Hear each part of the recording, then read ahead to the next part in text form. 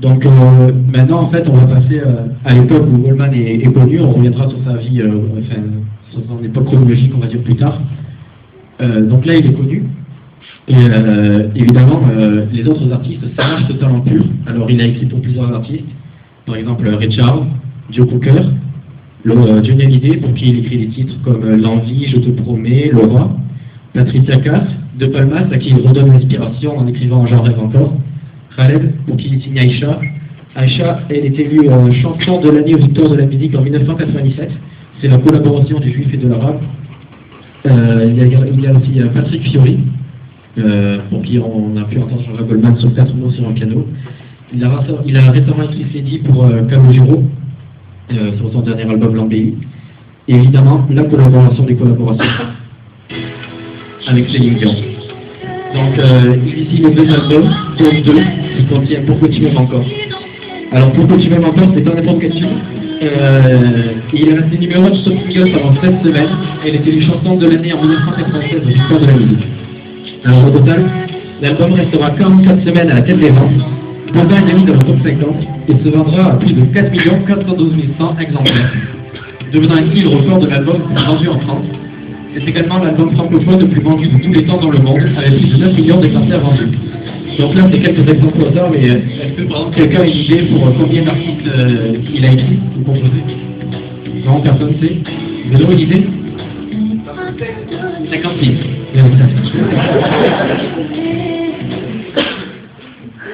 Mais il met également son talent à disposition d'œuvres caritatives.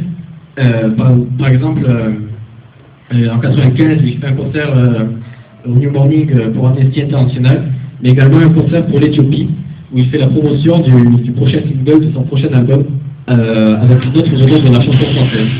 Il interprète donc Je marche seul, en duo avec Daniel Balavoine, et c'est la seule fois que les deux titles de la chanson française ont donc se rencontrés.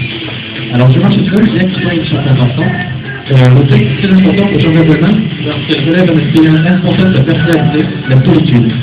Il dira: Je marche seul, je vis l'action de certains moments de solitude, je vis l'action et l'impression que le monde vous appartient.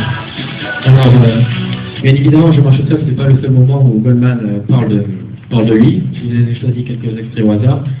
Donc, il y en a des bien plus gros, des bien plus respectables, moins regardés rétro, des bien plus présentables, qui visiblement parlent à la postérité, loin de mon éphémère et ma futilité. Donc, on ne compte pas sur moi. Donc là, Goldman est en plein succès, et malgré tout, il garde les pieds sur terre, il sait qu'il y a toujours mieux que de lui, mais il sait qu'il n'est quand même pas n'importe qui.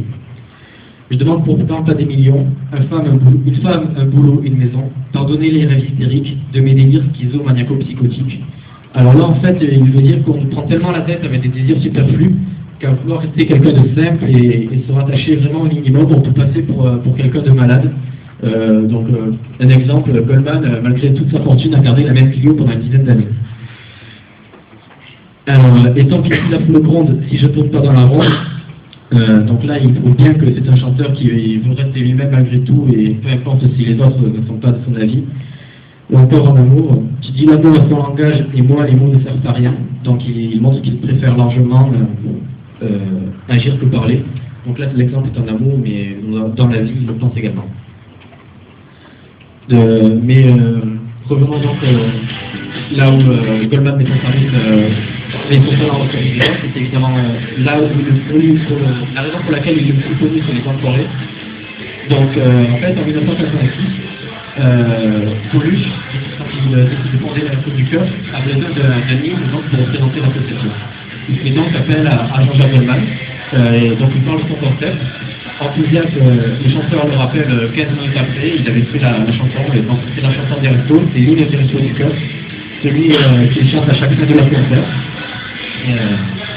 Et donc, à la mort de Coluche, Goldman continue, même encore, à s'occuper du concert des enfoirés, c'est lui qui s'occupe de la mise en scène, le choix des chansons, etc.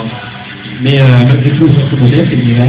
Après la disparition de Coluche, il fallait bien quelqu'un qui s'occupait de la partie artistique de l'association. Mais c'est peu comparé à la possibilité quotidienne des bénévoles. Donc, vraiment un fantôme. Alors, que devient Jean-Jacques Goldman?